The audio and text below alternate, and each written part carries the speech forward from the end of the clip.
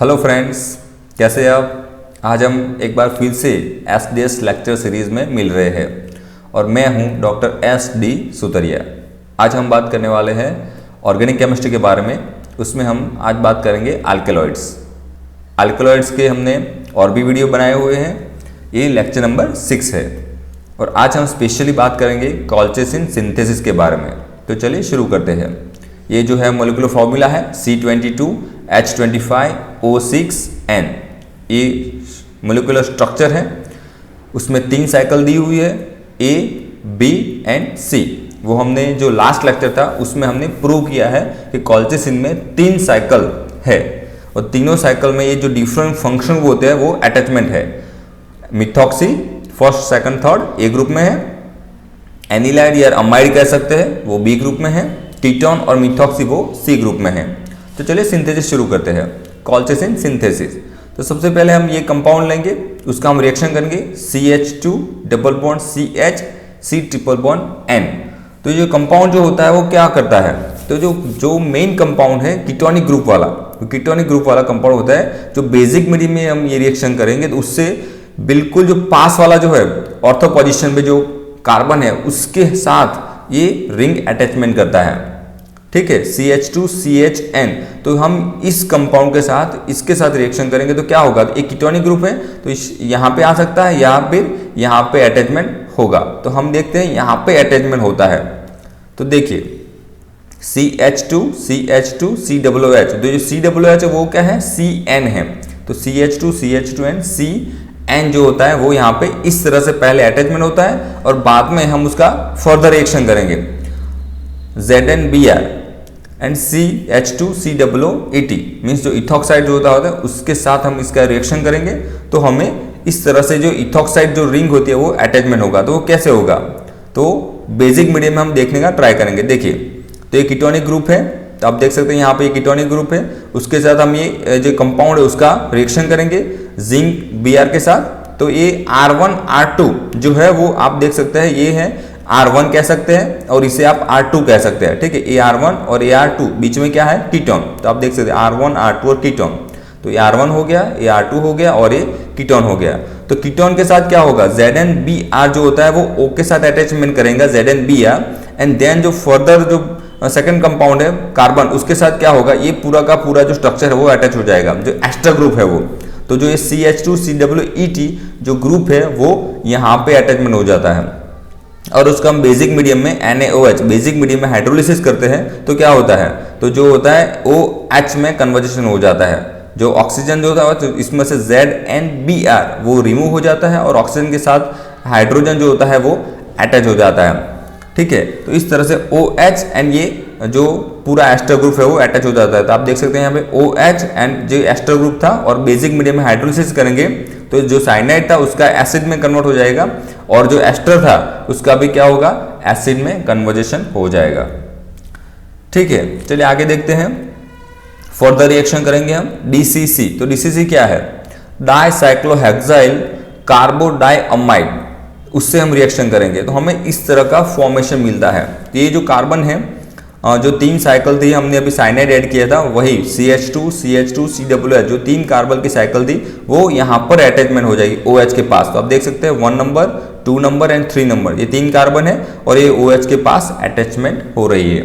तो कैसे होगी, तो जो DCC कंपाउंड है इस तरह से आता है N double bond C double bond N। तो ये जो DCC का मोलिकुलर स्ट्रक्चर है उसके हम एनी एसिड के साथ रिएक्शन करेंगे तो रिएक्शन करने के बाद हम इस तरह का फॉर्म मिलता है जो अटैचमेंट होता है और फाइनली हमें ये जो है कीटोनिक ग्रुप जो होता है उसके पास हम इस तरह से हम रिएक्शन परफॉर्म देख सकते हैं। तो उसी के हिसाब से ये जो एसिड ग्रुप था उस एसिड ग्रुप से हमें इस तरह से अटैचमेंट हुआ है। एंड फर्दर रिएक्शन करेंगे हम CH2N2 के साथ। CH2N2 means carbon nitrate. तो कार्बन जो नाइट्रोजन होता है उसके साथ हम करेंगे तो उससे क्या होता है, तो जो कीटोनिक ग्रुप होता है मीन्स एसिड और कीटोनिक ग्रुप उसके पास H होता है। तो जो H होता है वो H को रिप्लेस करता है, जो मिथाइल ग्रुप अटैचमेंट करता है क्या होता है, H रिप्लेस हो जाएगा यहाँ पे। तो CH2 में क्या होगा, CH3 में कन्वर्जन होगा CH3 में और जो N2 है वो रिमूव हो जाएगा। ठीक है, तो देखिए O के पास H था, H कहाँ चला गया, CH2 के पास चला गया, और CH2 कहाँ आता है, यहाँ पे, तो पूरा का पूरा क्या हो जाता है, CH3, तो OCH3 में कन्वर्जन होता है और N2 रिमूव हो जाता है। तो हम देख सकते हैं यहाँ पे, आप देखिए यहाँ पे जो कंपाउंड था वो CH3 में कन्वर्जन हो रहा है। ये जो COOH था इसमें से H प्लस रिमूव हुआ और ये CH3 में कन्वर्जेशन हुआ, किसके हिसाब से, CH2N2 से रिएक्शन करने के बाद। तो COOH में से क्या हो रहा है, CH3 में कन्वर्जन हो रहा है, और ये जो पूरा का पूरा जो ओपन रिंग थी, ओपन जो चेन थी, वो रिंग में कन्वर्जन हो रहा है DCC और CH2N2 के रिएक्शन करने के बाद। चलिए फर्दर रिएक्शन देखते हैं। NaNH3 ये सोडियम अमोनिया से साथ रिएक्शन करेंगे, तो जो रिएक्शन करने के बाद हमें क्या मिलता है, तो ये देखिए, ये जो चेन जो है ओपन चेन है, वो ओपन चेन जो होती है वो साइकिल में कन्वर्जन हो जाती है। तो यहाँ पे ये वो अटैचमेंट हो जाता है, ऑक्सीजन के साथ अटैचमेंट करके वो जो रिंग साइकिल कन्वर्जन हो जाता है। मीन्स आप देख सकते हैं यहाँ पे 3 कार्बन थे, 1 2 एंड 3 मीन्स 3 कार्बन थे। तो आप देखते हैं 1 2 एंड 3, तो ये जो कार्बन है वो यहाँ से आ रहा है, CH2 जो होता है वो यहाँ पे अटैचमेंट कर रहा है। तो कैसे होगा, तो आप देख सकते हैं जो NaNH3 जो होता है सोडियम के प्रेजेंस में अमोनिया की रिएक्शन करते हैं, तो वो ट्रिपल बॉन्ड को डबल बॉन्ड में कन्वर्ट करता है, या डबल बॉन्ड को सिंगल बॉन्ड में कन्वर्ट करता है। Means one type of the आप कह सकते हैं रिडक्शन कर रहा है, ठीक है। तो उसके हिसाब से इस तरह से हमें फॉर्म मिलेगा। देन फर्दर रिएक्शन करेंगे हम, एसिडिलेशन रिएक्शन है, तो एसिडिलेशन रिएक्शन करेंगे, देन ये रिएक्शन करेंगे। तो एसिडिलेशन रिएक्शन में क्या होगा, तो आप देख सकते हैं OH जो होता है, OH उसका क्या कन्वर्जन होगा, कीटोन में कन्वर्जन होगा। ये जो एसिडिलेशन रिएक्शन करने के बाद कीटोनिक ग्रुप में कन्वर्जेशन होगा। तो आप देखिए यहाँ पे कीटोनिक ग्रुप है, जो ऑक्सीजन ग्रुप होता है उसको हम OH में कन्वर्जेशन दिया हुआ है। तो यहाँ पे OH, ये जो OH है वो यहाँ पे अटैचमेंट कर रहा है। सेकंड रिएक्शन क्या है, तो वो रिएक्शन है ये है टॉसिक एसिड। ये जो है TSOH है, टॉसिक एसिड है। तो टॉसिक एसिड क्या करता है, तो वो जो OH होता है उसको रिमूव करता है और नॉर्मल कार्बन में कन्वर्जेशन करता है। नॉर्मल कार्बन मीन्स यहाँ पे डबल जो प्रेजेंट थे उसमें से सिंगल में कन्वर्जन हो रहा है, और ये जो यहाँ पे सिंगल बॉन्ड है इसमें से H प्लस और यहाँ से H प्लस रिमूव होगा, तो ये क्या होगा, डबल बॉन्ड में कन्वर्जेशन होगा। तो ये दो रिएक्शन एक साथ उसमें परफॉर्म कर रहे हैं, तो हमें इस तरह का फॉर्मेशन मिलता है। OH में से कीटोन मिलता है और ये डबल बॉन्ड कन्वर्जेशन होता है। यहाँ पे डबल बॉन्ड होता है, क्रिएट होता है। आप एक बार देख सकते हैं, यहाँ पे देखिए, यहाँ पे डबल बॉन्ड नहीं है और ये दोनों OH ग्रुप में है। यहाँ पे डबल बॉन्ड नहीं है और ये OH ग्रुप है। तो हमने सबसे पहले क्या किया, OH में से कीटोनिक ग्रुप में कन्वर्जन किया और देन आफ्टर क्या किया, तो जो है उसमें से डबल बॉन्ड में कन्वर्जन हुआ, सिंगल बॉन्ड से डबल बॉन्ड में। तो इस तरह का फॉर्म हमें मिलता है, ketone and double bond. Then further reaction करेंगे NBS के साथ। तो NBS का फुल नेम है N-ब्रोमोसक्सिनेमाइड। तो N-ब्रोमोसक्सिनेमाइड से रिएक्शन करने के साथ क्या होता है, ब्रोमिनेशन होता है और वन टाइप ऑफ रिडक्शन होता है। तो देखिए इस तरह का फॉर्म हमें मिलता है। तो ब्रोमिनेशन होने के बाद ये जो कीटोनिक ग्रुप था, ये कीटोनिक ग्रुप कहाँ कन्वर्ट हो जाता है, OH में कन्वर्जन होता है। तो आप देख सकते हैं इस तरह से होता है। ये N-ब्रोमोसक्सिनेमाइड का स्ट्रक्चर है, ये वो Ni जो डबल बॉन्ड होते हैं उसके साथ रिएक्शन करता है, और जो Br होता है वो साइक्लिक फॉर्म और नाइट्रोजन के बीच रिएक्शन होती है, और ये नाइट्रोजन होता है वो Br को लेके चला जाता है। इस तरह से Br एंड OH जो है कंपाउंड में अटैचमेंट रहते हैं, Br एंड OH। तो आप देख सकते हैं कीटोन में से क्या कन्वर्जन हो रहा है, OH में कन्वर्जन हो रहा है। तो अब ये OH है, ये यहाँ पे कन्वर्जन हो रहा है। नेक्स्ट फर्दर रिएक्शन देखते हैं। फिर से एक बार CH2N2 और NBS का रिएक्शन हुआ है। हमें पता है CH2N2 रिएक्शन करने के साथ क्या होता है, तो मिथाइल ग्रुप ऐड होता है। CH3 में कन्वर्जेशन होता है और NBS में ब्रोमिनेशन होता है। तो ये CH2N2 है, ये आप देख सकते हैं H प्लस रिमूव होगा, CH2 यहाँ पे आएगा और CH2NH मीन्स CH3, तो CH3 में कन्वर्जेशन होगा।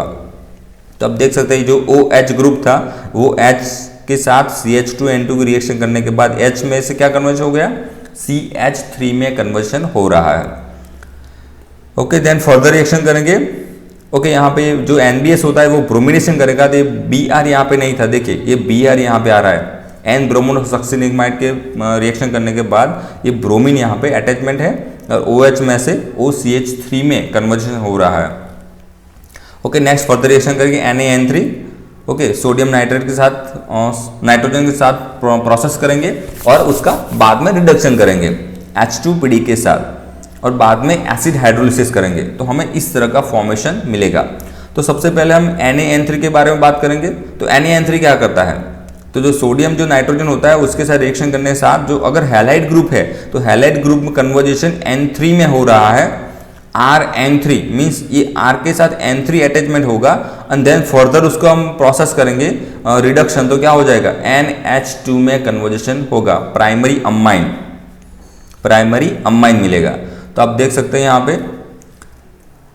देखिए ये Br है, ये Bra मीन्स हैलोजन ग्रुप है, हैलोजन का वो NaN3 के साथ रिएक्शन करेंगे तो पहले यहाँ पे N3 अटैचमेंट होगा और बाद में हम रिडक्शन करेंगे तो क्या हो जाएगा NH2। ठीक है,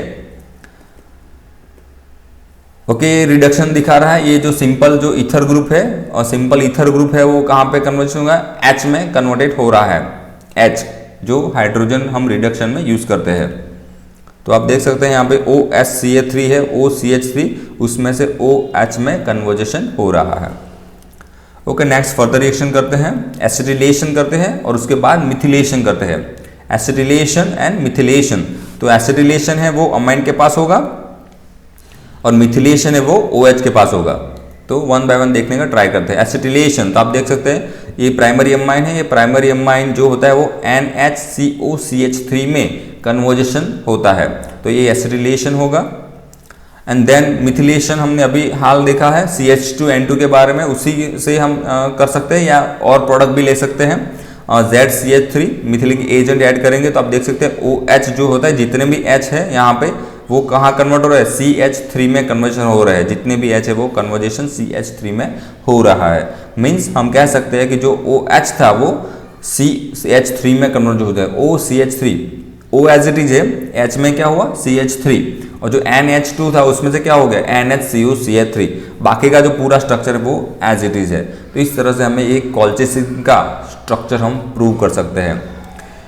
तो आज इतना ही। अगर आपको वीडियो अच्छा लगा हो तो लाइक शेयर एंड सब्सक्राइब ज़रूर कीजिए। नेक्स्ट वीडियो जल्दी आ रहा है तो आप एक जो SDS लेक्चर सीरीज है वो देखते रहिए। Thank you.